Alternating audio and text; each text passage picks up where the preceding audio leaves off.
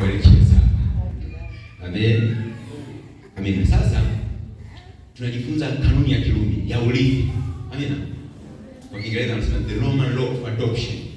Sasa kuna kitu kinaitwa, umeona kwa mfano mimi hapa Princess Victoria Fallow.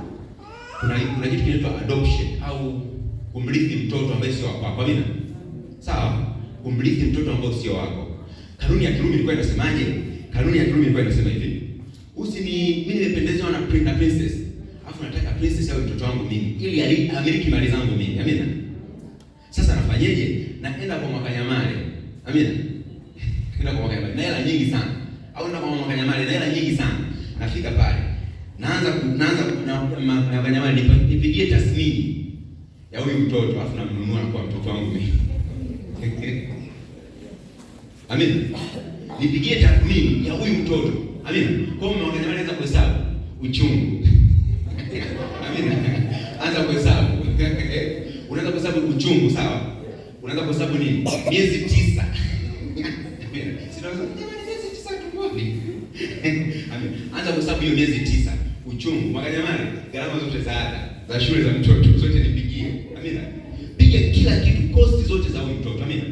Alafu bado mama Makanyamale alikuwa na matumaini ya huyu mtoto. Anataka mtoto afikie wapi? Makanyamale alikuwa na matumaini juu ya mtoto huyu. Amina. Anataka afikie wapi? Piga na zile hesabu za matumaini yako.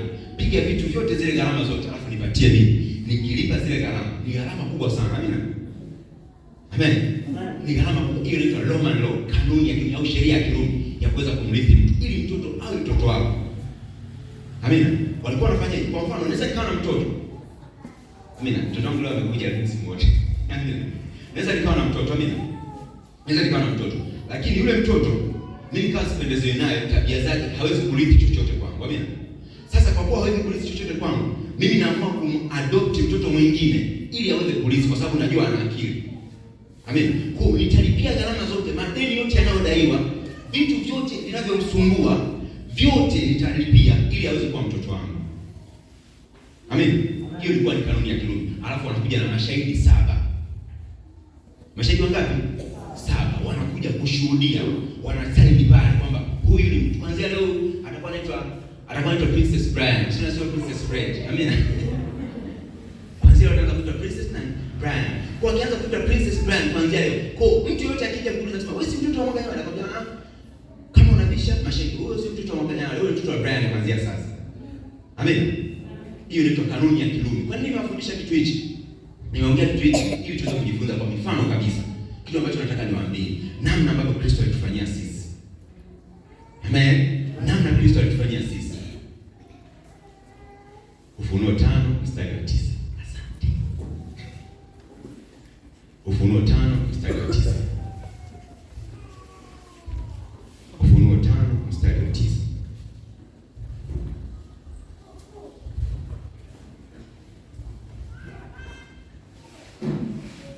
Tukifika naomba msomaji asome.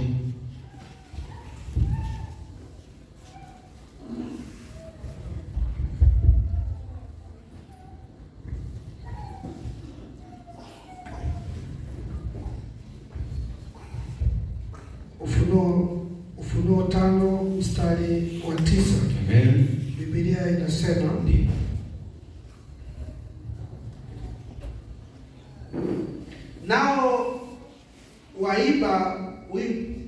nao waimba wimbo mpya wakisema. Nao waimba wimbo mpya wakisema. Wastahili wewe kuitwa hicho kitabu cha wewe kukitwaa hicho kitabu. Amen. na kuzifungua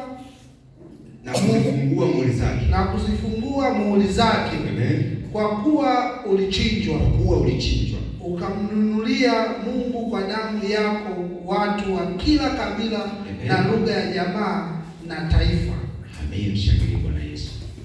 Amen. Unasikia hicho kitabu cha Ufunuo 5:6 anasema hivi.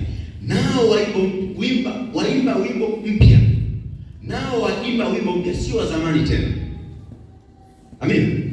Na unaposikiza vizuri, kila andiko lenye pumzi ya Mungu lafaa kwa mafundisho, kwa kuwaonya watu makosa yao na kwa kuadibisha hata kwenda katika nini? Haki. Anasema hivi, nao waimba wimbo mpya, si wimbo wa zamani. Kwa nini anasema wimbo mpya?